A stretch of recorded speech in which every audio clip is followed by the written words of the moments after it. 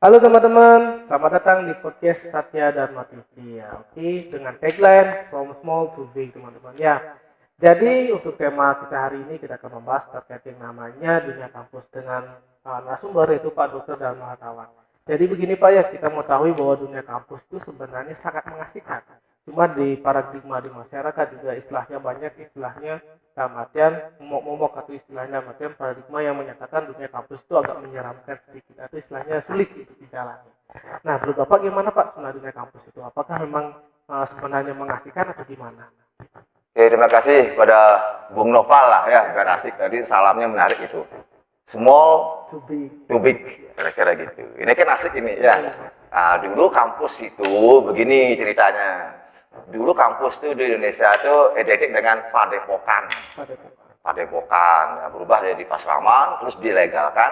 Nah, sekarang menjadi dunia pendidikan. Tapi intinya hanya satu sebenarnya. Apa sih yang dijual di kampus? Kira-kira kayak gitu. Yang dijual itu hanya satu, pikiran. Pikiran yang bagaimana? Pikiran yang merdeka. Itu yang membuat dunia kampus itu asik, penuh dengan kreativitas, penuh dengan dinamika.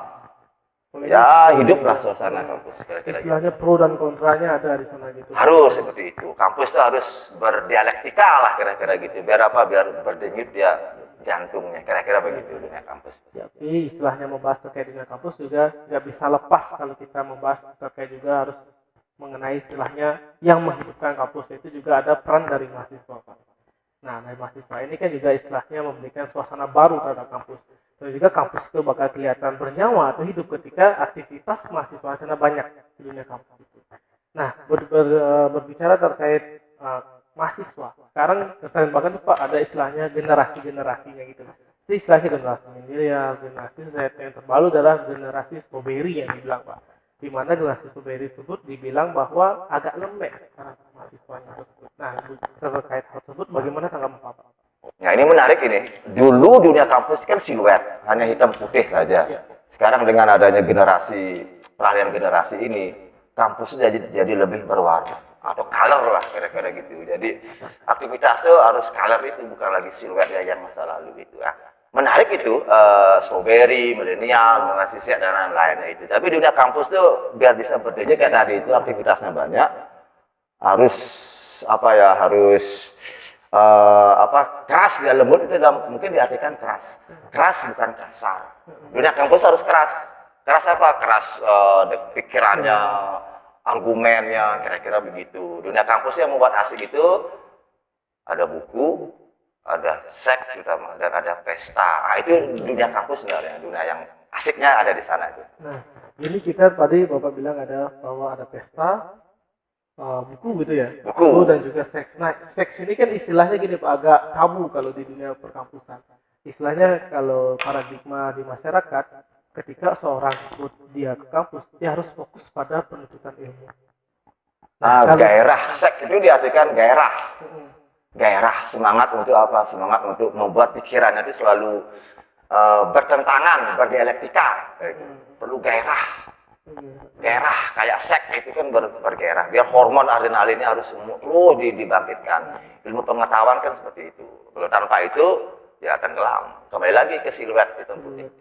Berarti dalam artian di sini bukan seks ya Pak, tapi dalam artian ini adalah istilahnya semangat motivasinya. Gimana istilahnya merangsang bahwa dalam artian kita ini mahasiswa, kita harus istilahnya memiliki kegairahan terhadap haus terhadap ilmu pengetahuan dan sebagainya.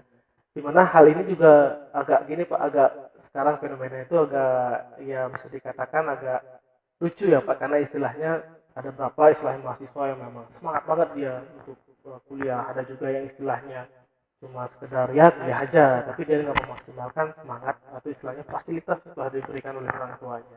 Padahal kita kan tahu Pak, di dunia ini banyak orang generasi muda yang pengen banget kuliah, tapi kondisi dan situasi memaksa dia tuh nggak bisa kuliah. Di contoh mungkin dia istilahnya harus membantu orang tuanya terkait perekonomian dan sebagainya. Nah, hal ini Pak yang istilahnya mungkin jadi topik ya atau pembicaraan dari dari generasi strawberry itu dimunculkan Pak, generasi yang begitu lembek. Karena istilahnya banyak generasi yang sekarang itu kayak gini nggak Pak, istilahnya dia lebih senang yang instan. dia istilah tidak mau berproses dan lain sebagainya. Kecenderungan untuk mau berproses itu kecil, Pak. Nah, artian istilahnya dia pengennya instan aja, biar cepat aja. Padahal kita tahu bahwa dunia kampus itu kan seharusnya berproses. Dari awal dia dulu dapat mata kuliah pengantar dulu, pengantar apapun itu, dia bertahap. Nah, sekarang untuk istilahnya karena demand-nya seperti itu, Pak, artinya kebanyakan generasi muda itu lebih senang yang intens, yang singkat-singkat atau yang instan. Jadi, apakah kampus bakal tetap dia kokoh dengan hal berprosesnya atau justru membuatnya lagi atau bisa membentuk kampus yang baru dengan sistem yang intens atau istilahnya yang instan itu, Pak? Gimana? Mungkin definisi instannya harus diredefinisikan kembali, kira-kira gitu ya. Begini, di dunia kan sudah berubah. Dulu dunia buku, sekarang ada dunia internet, kira-kira gitu. Ya, jadi seluruh ilmu pengetahuan itu sekarang kan sudah ada di genggaman mahasiswa lewat handphone ya, itu kira-kira gitu. Jadi buku udah nggak penting lagi, kira-kira begitu. Tapi seluruh pikiran buku itu sekarang ada di HP. Ya tinggal dipanggil saja, kira-kira. Kan itu yang membuat pendidikan sebenarnya asik, menarik di sana. Ya mungkin bukan hal yang negatif itu sebenarnya, ya. Tapi kecepatan untuk berubah dia yang penting, kira-kira gitu. Ya mungkin instan dipahami yang positif, kira-kira gitu.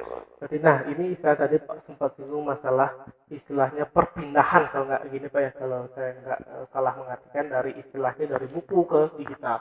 Berarti di sana ada suatu perubahan, itu shifting berarti Pak ya, perpindahan dari istilahnya mode tradisional atau mode yang sudah lama ke mode yang baru, perubahan seperti ini seperti dunia digital. Cuma dalam artian sekarang menyambut perubahan digital itu bagaimana Pak sekarang? Kira-kira paradigma di mahasiswa terkait menyambut perubahan itu. Apakah semua mahasiswa sudah siap terkait perubahan untuk melakukan shifting ini atau masih ada mahasiswa yang memang lebih senang dia istilahnya menggunakan cara-cara tradisional? Jadi contohnya lebih senang berkunjung ke perpus daripada mencari informasi lewat handphone dan sebagainya. Berarti juga kelamaan perpus bagaimana nih Pak? Kan perpus kan dia menyediakan buku di sana. Yang tadi itu bagus menarik. Berarti seluruh pikirannya kan ada di perpustakaan sebenarnya. Kira-kira begitu ya.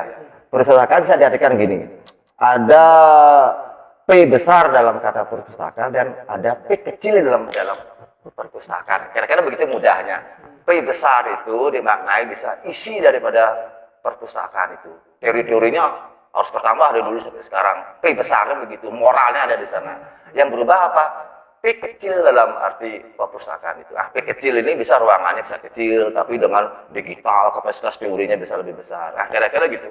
Bentuknya yang berubah, tapi P besarnya, nilai-nilai moral teori itu tetap aja. Kira-kira gitu. Harus diredefinisikan kembali sebenarnya. Kira-kira gitu ya. Harus dibentuk ulang. Kembali lagi ke masa siluet. Kira-kira gitu. Oke, jadi gitu teman-teman ya, istilahnya obrolan singkat podcast kita hari ini dengan Pak Dr. Damar Tawan, di mana kesimpulannya yang bisa kita ambil bahwa dunia kampus itu terdiri dari 3 hal yang membuat dunia kampus itu menarik, yaitu ada party, buku, dan juga gairah. Gairah yang dimaksud adalah gairah bagaimana mahasiswa bisa bersemangat, mengembangkan dirinya, mengasah kemampuan dan juga skillnya gitu.